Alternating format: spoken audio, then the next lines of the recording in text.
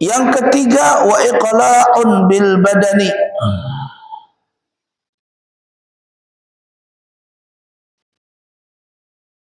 Menebus kembali dosa-dosanya. Iqla'un bil badan, bahasa kitanya menebus badan, menebus atau mencabut kembali dosa-dosanya.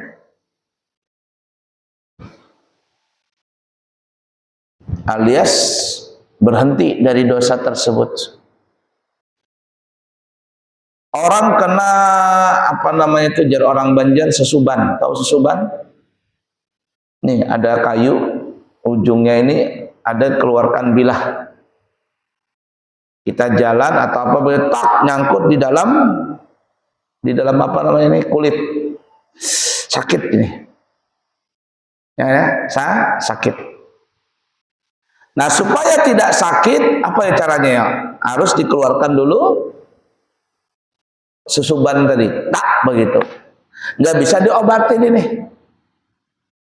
Biar dikasih obat merah ini betadin, Anda sembuh dia. Satu-satunya dulu, pertama caranya ingin menyembuhkan, lepas dulu itu susuban tadi, cap begitu.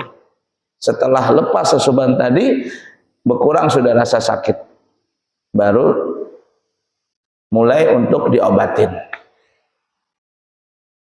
Nah begitu juga orang bertobat itu. Iqla'un bil badan, dia mencabut dari perbuatan dosa tersebut. Cabut dulu. Nah itu. Ban bocor. Ya, bannya kena ban tubles nih, kena paku. Kok mengempes ini, ngempes. Diperiksa, ditambal ban, dilihat di apa tukang ban, dilihat, oh Pak ini ada paku Pak. Ada Pak, paku. Caranya supaya nggak kena bocor lagi gimana? Apakah langsung ditambal? Tidak. Dicabut dulu paku itu. Ya enggak? Cabut dulu paku itu baru ditambal. Nggak mungkin langsung ditambal. Nah, itu yang disebut namanya iqla'un bil badan. Sama juga dengan dosa tadi. Mencabut diri dari perbuatan dosa itu.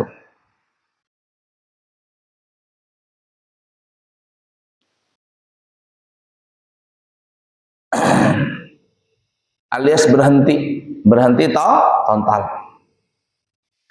Jar orang Bahari, kalau bertobat itu jangan tobat sambal.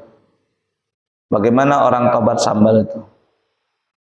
Ada orang makan sambal, pedesnya katanya. Tapi nggak berhenti makan lombok itu, makan sambal. Sudah tahu pedas, tapi apa yang terjadi? Colek lagi, ngambil lagi sambalnya. Ini kan lucu. Jar orang Bahari, jangan tobat itu seperti tobat sambal.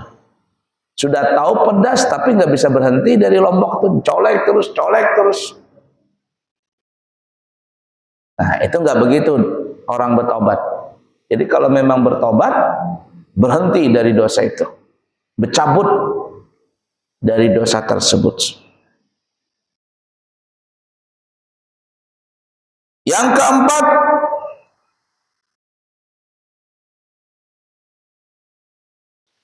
wal azmu ala alla ya'uda abada. Dia bercita-cita tidak akan kembali selama-lamanya. Berjanji tidak akan mengulangi lagi. Ya. Berjanji tidak akan mengulangi lagi.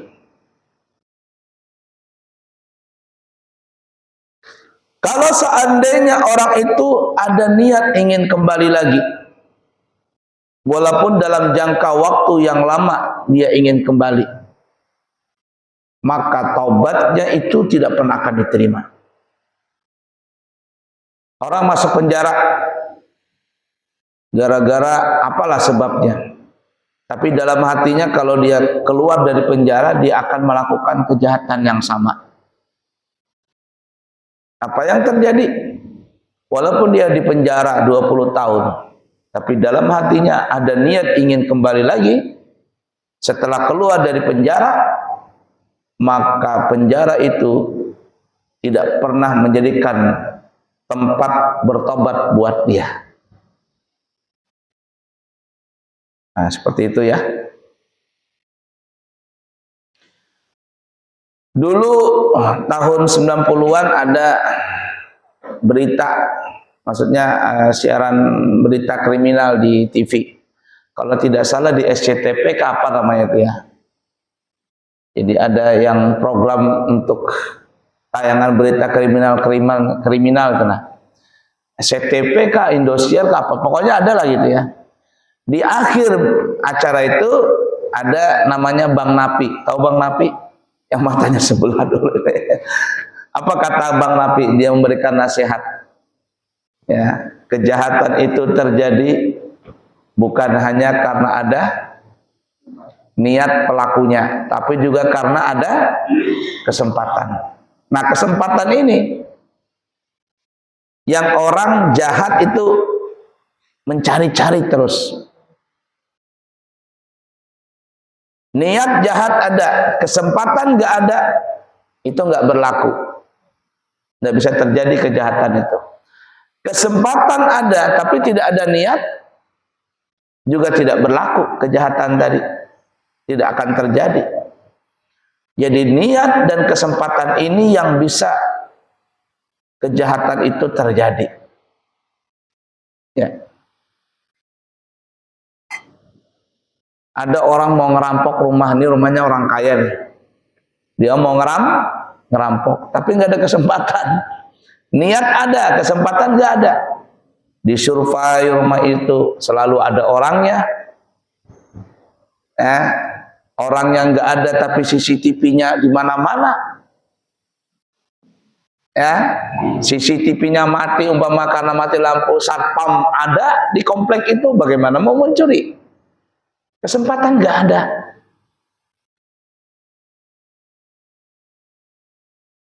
Ya, tidak bakalan terjadi kejahatan itu.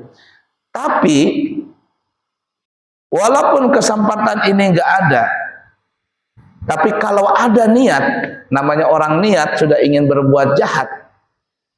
Walaupun kesempatan nggak ada waktu itu, pasti suatu saat ada celahnya untuk mencari kesempatan itu. Namanya manusia itu kan ada lengahnya. Ada lengahnya. Ya tadi mungkin waktu itu CCTV-nya mati, orangnya pulang kampung, satpamnya juga cuti. Satpamnya juga cuti karena liburan hari raya. Wah, disitulah kesempatan tadi itu ada para pencuri. Nah, oleh karenanya kata ulama, apabila niat dan kesempatan ini ada, terjadilah kemaksiatan tadi. Kalau hilang salah satunya, maka tidak terjadi kemaksiatan itu. Tetapi yang mana yang bahaya? Niat yang jahat atau kesempatan yang ada? Yang paling berbahaya itu niat. Niat. Kalau niat ini ada, niat yang jahat ini ada, kesempatan tidak ada, itu orang bisa nekat. Ya, kesempatan nggak ada, tapi niat ini ada. Kalau dia sudah niat jahat ini sudah membludak, walaupun nggak ada kesempatan, itu yang bahasa kitanya nekat. Satpam ada, rumahnya, orangnya ada, CCTV ada, tapi karena sudah niat jahat, dia labrak itu rumah, dia bawa senjata, dia bawa parang, satpamnya dia bunuh, CCTV-nya dia hancurin, orangnya yang punya rumah dia bunuh. Ngeri. Makanya niat yang jelek ini sangat berbahaya sekali. Nah, jadi yang keempat adalah jangan ada niat ingin kembali di dalam melakukan maksiat itu. Tidak ada. Harus saya berhenti total. Ya, berhenti total, tidak akan pernah kembali lagi.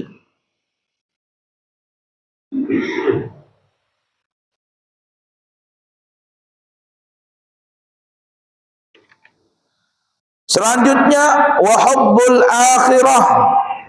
Tanda orang itu bertobat adalah dia lebih mencintai urusan akhirat. Lebih mencintai urusan akhirat. Licin.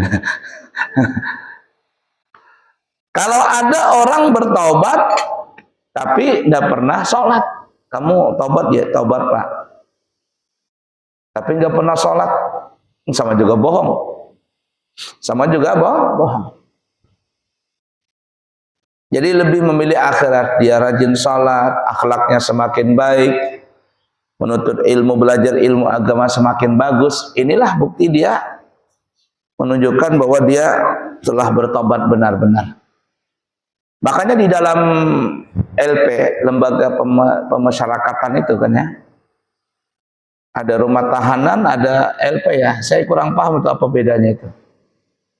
Ya, betul ya. Ada rumah tahanan, ada apa itu namanya, lembaga pemasyarakatan atau apa? Nggak paham itu. Ada dua katanya. Bedanya apa? Nggak paham juga. Yang penting masuk penjara dua-duanya. Bahkan sebenarnya bukan dua, tiga. Ya, tiga. Sebelum masuk persidangan kan itu ada namanya penjara dulu. Di Polresta itu ada, di mana itu ada. Nanti kalau sudah selesai baru dimasukkan di mana namanya, di penjara. Penjara ini ada dua, ada LPK, ada apa? Nggak paham tuh. Itu di mana, di Style Kuda itu kan ada dua tuh. Saya berapa kali ceramah di situ. Sampai sekarang nggak paham yang mana LP, yang mana apa namanya itu, rumah tahan apa, nggak paham lah pokoknya itu. Sebenarnya.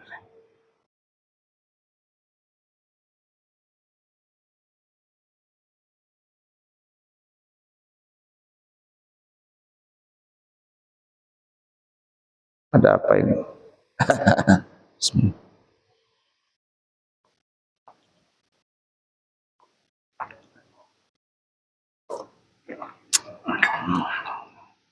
Seger, hangat.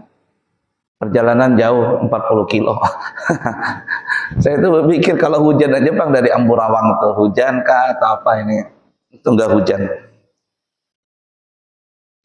Coba lihat ya, kita kembali. Makanya di lembaga pemasyarakatan itu ada tempat ibadah, tempat sholatnya, tempat belajarnya, ya. Bahkan napi-napi itu kalau yang mereka pernah mengaji, pernah apa begitu, disuruh ngajar, belajar agama, ngajar agama tuh. Umpamanya ada si dulu ini ustadz dulu umpama, cuman ustadznya terjerumus dalam dosa. Nanti di LP itu dia disuruh ngajarin, suruh ngajar ngaji, suruh apa begitu.